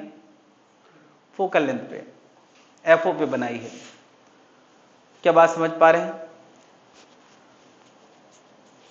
तो दूसरी इमेज कौन बनाएगा? आई पीस बनाएगा? नहीं। और आई पीस के लिए फिर से वही बातें हैं, या तो इमेज इनफाइनाइट पे दिखाएगा अगर आंख को सबसे रिलैक्स होके देखना है, नहीं, या तो least distance of clear vision में। क्या यहां भी हम नियर पॉइंट एडजस्टमेंट और नॉर्मल एडजस्टमेंट, दो एडजस्टमेंट की बातें कर सकते हैं कि नहीं? जो बातें हम लोग करते आए हैं। क्या समझ पा रहे हैं? यानी यार फाइनल इमेज आपको इनफाइनाइट पे दिख रही है मतलब नॉर्मल एडजस्टमेंट, और लीस्ट डिस्टेंस पे दिख रही है तो नियर पॉइंट एडजस्टमेंट। दोनों बातें यहां भी कर सकते हैं। यानी आई पीस की कहानी तो वही है जो माइक्रोस्कोप से चली आ रही है, सिंगल लेंस से चली आ रही है। मेन कहानी ऑब्जेक्टिव की अलग है और एक और कहानी बदली है। मुझे बता रहे magnifying power theta by theta naught होता था, तो उसमें थीटा नॉट क्या होता था? ये एंगल विदाउट इंस्ट्रूमेंट होता था कि नहीं? और थीटा एंगल विद इंस्ट्रूमेंट होता था, विद इंस्ट्रूमेंट होता था। तो यार थीटा इस आंख को दिखाई देगा नहीं, और थीटा नॉट देखना हो तो आंख को इंस्ट्रूमेंट से आगे आके खड़ा होना पड़ेगा, तब उसको सही थीटा दिखाई देगा। क्या ये बात समझ रहे हैं? अरे भाई अब पहाड़ जैसा दूर का कोई ऑब्जेक्ट है तो इंस्ट्रूमेंट से इधर आ जाओगे तो तुम्हें ओरिजिनल एंगल दिखाई देगा, इधर से देखोगे तो आफ्टर इंस्ट्रूमेंट एंगल दिखाई देगा। तो बात आती, चलो मान लिया मैंने आंख को इधर रख दिया, तो क्या बेस से आने वाली रे ये है, टॉप से आने वाली रे ये है? मैं इनको इस आंख को, अगर यहां कोई आंख उस पहाड़ को देखेगी तो क्या बेस से आने वाली रे टॉप से, क्या इस एंगल को मैं विदाउट इंस्ट्रूमेंट एंगल कह सकता हूं और ये h/d नहीं होगा? अरे भाई ये एंगल होगा h जो पहाड़ की हाइट है और पहाड़ से यहां तक की दूरी जो कि हमें पता नहीं है। अब यार अगर मुझे पहाड़ की हाइट पता हो और दूरी पता हो तो ये थीटा नॉट लिखा जा सकता है, बट मैं चाहता हूं कि यार ये एंगल किसी और मेथड से निकले ताकि मैग्नीफाइंग पावर इजी आए। यार ये बताओ, अच्छा क्या ये एंगल और ये एंगल, क्या ये पोल से अनडेविएटेड रे है ना, तो ये एंगल और ये एंगल सेम होगा या अलग अलग? यार बस एक अंतर है कि ये एंगल ऊपर तरफ है और ये नीचे तरफ है। हम अगर कोई तुमसे पूछे कि बताओ पहाड़ का एंगल पॉजिटिव है या नेगेटिव है? पॉजिटिव है, लेकिन हम निकाल रहे हैं यहां से, कोई दिक्कत नहीं तो लिख देंगे बाद में पॉजिटिव। लेकिन हम ये तो कह सकते हैं जो पहाड़ का एंगल है वही इस इमेज का भी एंगल है। तो यार हम निकालना चाह रहे थे पहाड़ का एंगल, लेकिन निकालेंगे किसकी मदद से? इमेज की मदद से। और क्या बताओ वो थीटा नॉट, उस थीटा नॉट को हम लोग h बाई ये, इसको मैंने h हाइट बोला है या h प्राइम बोल दो, एक ही है इसलिए h बोल देते हैं। h बाई क्या FO लिख सकते हैं कि नहीं? तो यार इस बार ओरिजिनल एंगल पता करने के लिए भी हमने इंस्ट्रूमेंट का सहारा लिया है। ये वो एंगल है जो आंख देख सकती थी अगर बिना इंस्ट्रूमेंट के देखती, लेकिन हमने ये एंगल निकाला किसकी मदद से? इंस्ट्रूमेंट की मदद से। तो थीटा नॉट आ गया यार विदाउट इंस्ट्रूमेंट। क्या थीटा के बारे में तो हम लोग बहुत समय से जानते हैं। मुझे बताओ अगर ये नॉर्मल एडजस्टमेंट है तो थीटा क्या लिखोगे? h/fe, और नियर पॉइंट एडजस्टमेंट है तो इसको क्या लिखोगे? h/ue। तो यार दोनों केस को मैं थोड़ा आगे डिस्कस कर रहा हूं, पहले थीटा नॉट यहां नोट कर लें। थीटा नॉट नोट कर लिया है। विदाउट इंस्ट्रूमेंट एंगल यहां क्या होगा? थीटा नॉट वो इंस्ट्रूमेंट की मदद से निकाला जाएगा और वो आएगा h/FO। क्या ये h/FO समझ में आ गया है? तो मैग्नीफाइंग पावर अब अलग अलग केस के लिए अलग अलग हमें लिखना है। दो एडजस्टमेंट के लिए बात करेंगे। सबसे पहले मैं नॉर्मल एडजस्टमेंट की बात कर रहा हूं। ठीक है, थीटा नॉट मैंने h/FO बता दिया, ये सबको हजम हो गया है। अगर मैं अभी नॉर्मल एडजस्टमेंट की बात कर रहा हूं तो फाइनल इमेज कहां बनेगी? इनफाइनाइट पे, इसको नॉर्मल एडजस्टमेंट। तो मुझे बताओ थीटा का आंसर मैग्नीफाइंग पावर होता है theta by theta naught, theta naught तुमने कहा h/FO है, थीटा का आंसर क्या लिखोगे? अरे ये तो कब से लिख रहे हैं h/FE, और क्योंकि उल्टा है इसलिए माइनस लगा देते हैं। मतलब h कट गया, ये आंसर आ गया FO/FE माइनस का। बड़ा आसान आंसर आया है यार, ऐसा करने से ये आसान आंसर आ गया है, -FO/FE। क्या बात समझ में आ गई है? तो यार अगर हम यही डिस्कशन नियर पॉइंट एडजस्टमेंट के लिए करें तो क्या अंतर होगा? अरे बस इतना अंतर होगा, ये अंतर तो हमें बड़े अच्छे से आता है कि final image least distance of clear vision में बनेगी, और जो मैग्नीफाइंग पावर हम हमेशा से लिखते आ रहे हैं थीटा बाई थीटा नॉट, तो थीटा की जगह आप क्या लिखोगे? क्या ये थीटा लिखना आता है कि नहीं? क्या होगा? ये होगा h/UE, और ये UE भी हम कई बार निकाल चुके हैं, याद है यार UE क्या होता था? अरे UE हमने निकाला था FED/FE+D, तो ये आंसर आ गया -FO/FE, और इस बार ये आंसर आता है FE/D। यार इस बार सही में ये आंसर FE/D ही आया है। तो क्या यार पहले से ये आंसर और बड़ा हो गया? क्या दोनों एडजस्टमेंट समझ में आ गए हैं? मुझे बताएं इस केस में ट्यूब लेंथ क्या होगी और इस केस में ट्यूब लेंथ क्या होगी? बताएं। ट्यूब लेंथ होता है दो लेंस के बीच की दूरी, तो बता ये FO है और ये दूरी FE है, तो ट्यूब लेंथ क्या हो गई? FO+FE। यहां क्या हो गई ट्यूब लेंथ? FO+UE। रही बात UE की, तो UE की जगह तुम क्या लिख सकते हो? ये बात हमें शुरू से पता है। क्या इतनी बातें समझ में आ गई? क्या एस्ट्रोनॉमिकल टेलीस्कोप समझ में आ गया है? कोई दिक्कत है?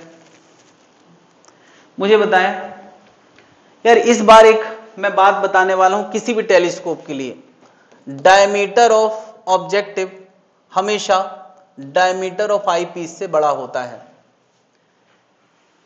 कारण यह है कि यार पहले लेंस का काम होता है ज्यादा से ज्यादा शार्प इमेज बनाना, और ये इमेज तभी शार्प बनेगी जब ज्यादा से ज्यादा एरिया से लाइट कलेक्ट की जाएगी। यार ये अपर्चर जितना बड़ा होगा वो ज्यादा से ज्यादा लाइट कलेक्ट करेगी उस ऑब्जेक्ट की और एक शार्प इमेज बनाएगी, और शार्प इमेज बनाएगी। यार बड़े चीजों से अगर लाइट कलेक्ट करना है तो बड़ा लेंस चाहिए। माइक्रोस्कोप में छोटे सा ऑब्जेक्ट होता था तो छोटे से लेंस से काम चल जाता था।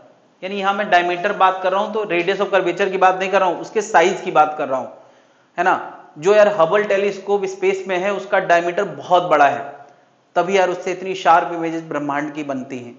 एक चाइना में आधा किलोमीटर रेडियस का, यानी 1 किलोमीटर लगभग डायमीटर का वो रिफ्लेक्टर बनाया गया है ताकि ज्यादा से ज्यादा रेज स्पेस में कलेक्ट करें। वो मिरर बेस्ड बेसिकली अरेंजमेंट है। तो बेसिकली पहला लेंस यहाँ पे आमतौर पे हाई बनाया जाता है, बड़ा बनाया जाता है। इतनी बात क्लियर है? ये भी एक क्वेश्चन हो सकता है, इसलिए जानकारी होना चाहिए। माइक्रोस्कोप में पहला लेंस छोटा होता है, छोटे डायमीटर का, लेकिन टेलीस्कोप में पहला लेंस बड़े डायमीटर का होता है।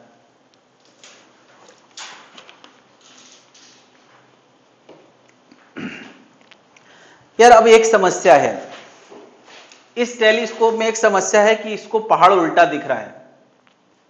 कोरोना वायरस उल्टा दिख रहा था तो मुझे कोई दिक्कत नहीं थी। क्यों? अरे एक तो वायरस कभी सामने आया नहीं है, उसको हमने सीधा देखा नहीं, तो उल्टा भी चलेगा। और कौन जानता है कि जिस समय हम देख रहे हैं वो सीधा है कि उल्टा है। लेकिन पहाड़ तो हमने बचपन से सीधा देखा है ना यार, तो उसको उल्टा देखना हमें पसंद नहीं आएगा। तो हम लोग यार टेलीस्कोप में कुछ और सुधार करने वाले हैं ताकि सीधी इमेज देख पाए। और सुधार करने के बाद इसी टेलीस्कोप का नाम बदल के क्या हो गया है? Terrestrial telescope. सुधार कैसे किया है? बड़ा सिंपल सा सुधार है, इधर ध्यान दे, तुरंत समझ में आ जाएगा। यार पहली इमेज ऑब्जेक्टिव बनाता था, बोलो हाँ, अरे बनाता था कि नहीं? दूसरी इमेज आईपीस बनाता था। अभी हम दूसरे के अलावा एक तीसरा लेंस बीच में इन्वॉल्व कराने वाले हैं। इस लेंस का केवल एक काम है, कि इमेज को सीधा करना। बस ये क्या करेगा, इस इमेज को क्या कर देगा, सीधा कर देगा। तुम्हें याद है यार कि एक कॉन्वेक्स लेंस अगर डबल ऑफ फोकस पे ऑब्जेक्ट रखा हो तो इमेज कहां बनाता है, डबल ऑफ फोकस पे। तो बस इसने क्या कर दिया है, इसको नाम भी दिया गया इन्वर्टल लेंस। इसका नाम क्या है, इन्वर्टल लेंस। इसने क्या किया, जो पहली पहाड़ की उल्टी इमेज बनी थी उसको क्या कर दिया है, सीधा। और आगे का मोर्चा कौन संभालता है, आई पीस। आई पीस फिर से वही कहेगा कि अगर फोकस के जस्ट अंदर है तो इनफाइनाइट पे इमेज बनेगी, ये नॉर्मल एडजस्टमेंट हो गया। और अगर ये यूई पे है तो ये कौन सा एडजस्टमेंट हो गया, नियर पॉइंट एडजस्टमेंट। कहानी में बस थोड़ा सा ट्विस्ट है। बदर क्या इस कहानी में पहले एच प्राइम की इमेज आई पीस बनाता था, अभी भी एच प्राइम की इमेज आई पीस बना रहा है, तो क्या मैग्नीफाइंग पावर में कोई अंतर आना चाहिए। यार पहले मैग्नीफाइंग पावर तुमने minus F O by F E पढ़ा था, अब इसको हम क्या लिखेंगे,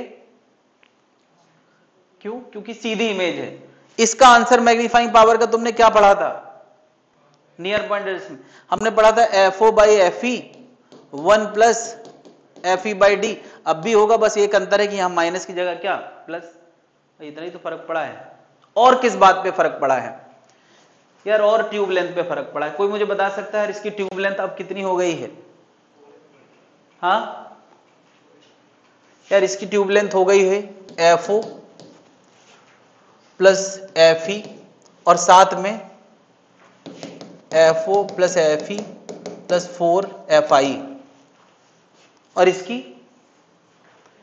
F O plus U E plus 4 F I. और यू ई का मतलब क्या होता है, ये हमें बचपन से पता है, F E D upon F E plus D. क्या ये टेरेस्ट्रियल टेलीस्कोप मामूली से सुधार के साथ हमें सीधा पहाड़ दिखा देगा, बल्कि अच्छा तो तब होता जब इस लेंस की ये दूरी कम करी जाती तो ये और बड़ा हो जाता, और फायदेमंद रहता। बट सिंप्लिसिटी के लिए हम लोग बढ़ रहे हैं तो यही पढ़ेंगे। क्लियर है।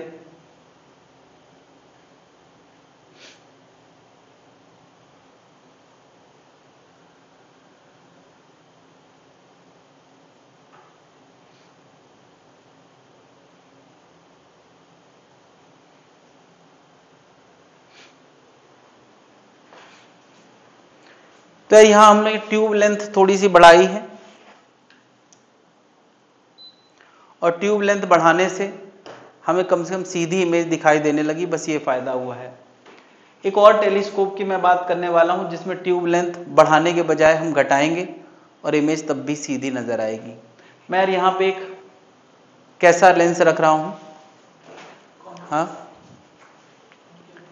मैं कॉनकेव लेंस रख रहा हूं, और कॉनकेव लेंस उस इमेज से पहले रख रहा हूं जहां वो बनने वाली है। नहीं तो बता यार कॉनकेव लेंस एक डाइवर्जिंग लेंस है, और अगर मैं कह रहा हूं कि इसको फोकस के करीब ये इमेज बनने जा रही थी मतलब वो वर्चुअल ऑब्जेक्ट का काम करने लगा, तो ये डाइवर्ज करके उसकी इमेज को कहां दिखा देगा, सीधा भी करेगा और इनफाइनाइट पे भी दिखा देगा। सीधा भी करेगा और कहां दिखा देगा, इनफाइनाइट पे। तो बताओ मैग्नीफाइंग पावर अभी भी इसकी F O by F E है, लेकिन ट्यूब लेंथ कितनी हो गई, या देखो ये इमेज एफओ पे बनाने वाला था, वहां कुछ बना ही नहीं है, वो तो वर्चुअल लोकेशन हो गई है, उसका कोई मतलब है ही नहीं, वहां कुछ है ही नहीं। आंख को जो दिख रहा है वो बेसिकली उधर इमेज दिख रही है। तो ट्यूब लेंथ कितनी हो गई, इसकी ट्यूब लेंथ हो गई एफओ माइनस एफ ई। यानी यार इसको हम उस तरफ रखने के बजाय पहले ही रख दे रहे हैं। क्या समझ पा रहे हैं।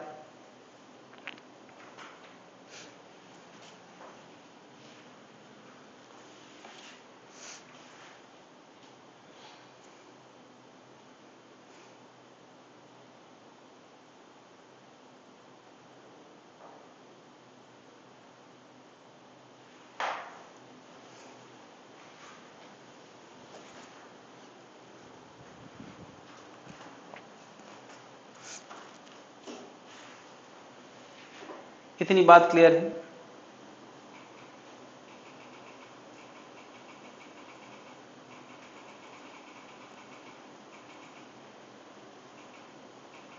यहाँ भी यहाँ normal adjustment near point adjustment दोनों हो सकते हैं, तो दोनों आंसर यहाँ भी हम दिखा सकते हैं, है ना। एक नॉर्मल एडजस्टमेंट हो सकता है, दूसरा नियर पॉइंट एडजस्टमेंट हो सकता है। नॉर्मल एडजस्टमेंट में FO बाई FE और नियर पॉइंट एडजस्टमेंट में FO बाई UE।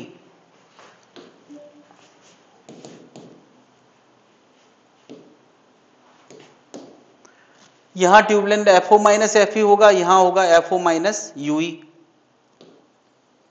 और UE का मतलब होता है FED upon FE plus D।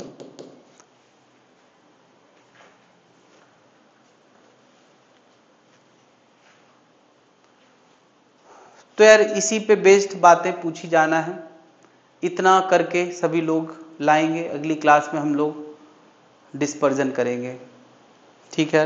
मिलते हैं नेक्स्ट क्लास में डिस्पर्जन के साथ, और इसका जो भी होमवर्क हो पूछना हो अगली क्लास में पूछ लेंगे तो ज़्यादा बढ़िया रहेगा, क्योंकि अगली क्लास में टाइम बचना भी चाहिए।